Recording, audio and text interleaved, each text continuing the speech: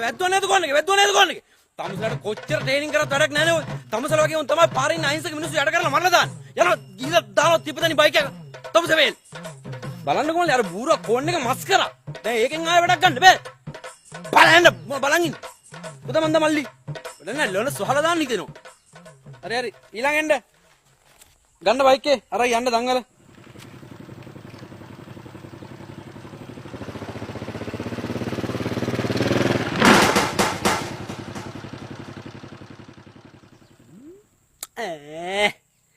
ඕවා තියෙන්නේ යට කරන්න තමයි පිස්සු කෙල්ල මම නෙමෙතන බලන් ඉන්නේ ඔයා පාස්